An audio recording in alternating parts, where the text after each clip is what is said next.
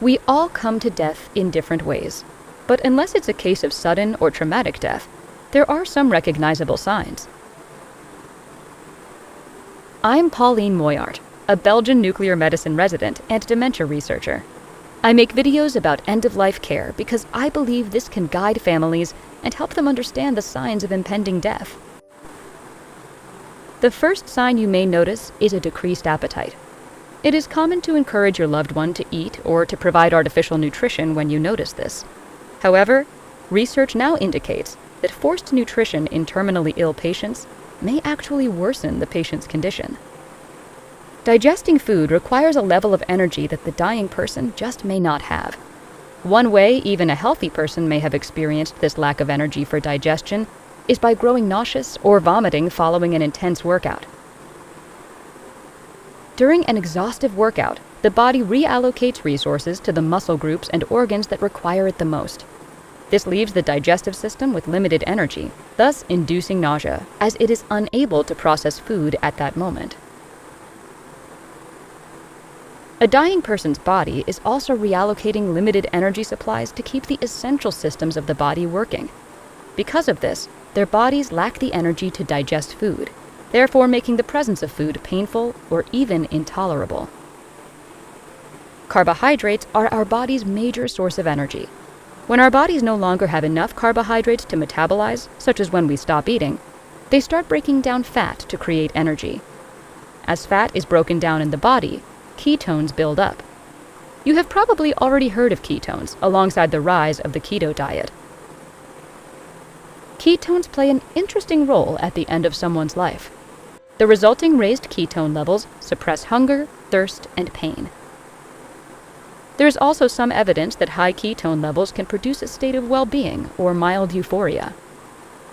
Forcing someone to eat or drink at the end of their life may prevent this buildup of ketones and reverse this metabolic process, causing increased hunger, thirst, and pain. This period without food usually lasts about 10 days. Remember that patients are not dying because they are not eating. They are not eating because they are dying. Artificial hydration can also create more discomfort. As the body shuts down, the kidneys are no longer able to regulate fluid well. This can cause edema or swelling in the legs, but worse, it can also cause swelling in the lungs. This causes distressing symptoms, such as shortness of breath and coughing. The reallocation of energy supplies also involves shunting blood away from non-vital areas, such as the arms and legs, to preserve oxygen delivery to the brain and heart. This may lead to cold and mottled extremities, which it then travels up from. It is not painful, but giving the patient an extra blanket may help keep them warm. Research shows that this occurs late in the dying process and is a cardinal sign that death will occur within hours to days. A third sign you may notice is breathing changes. As the body dies, respiration progressively becomes a solely involuntary act, controlled by the brainstem. The primal part of the brain handles life-saving functions, when the rest of the brain is unaware of what's happening. Breathing often becomes irregular. There might be periods in which a person is unable to breathe at all for as long as 10 to 20 seconds at a time. Administering oxygen does not help. In fact, due to these breathing patterns, oxygen is not likely to be taken deep into the lungs, which often results in drying the person's nose and mouth. On top of this irregular breathing pattern, you may also hear a gurgling sound each time the patient breathes. This is because swallowing becomes more difficult, and secretions may pool at the back of the throat, causing the noisy breathing known as the death rattle. It is important to know that this is not distressing for the patient, because they are non-responsive and deeply asleep at this point. At the very end of life, the breaths generally become quieter and more spaced apart, until eventually, one breath is not followed by another. The fourth sign is incontinence. When we're alive, our brain constantly sends signals to tell different parts of our body what to do. At the end of life, these signals stop, and our muscles relax.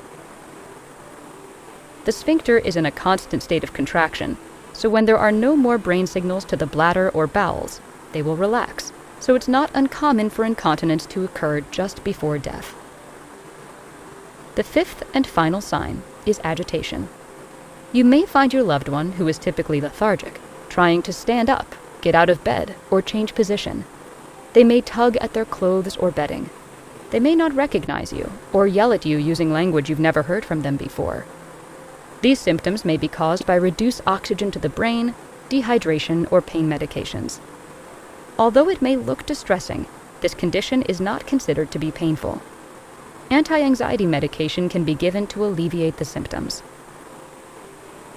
Though many people show some combination of these signs at the very end, they're not universal. And just because someone shows one of these signs, it doesn't mean they're actively dying. These signs are guideposts, not rules, and every sign has to be contextualized.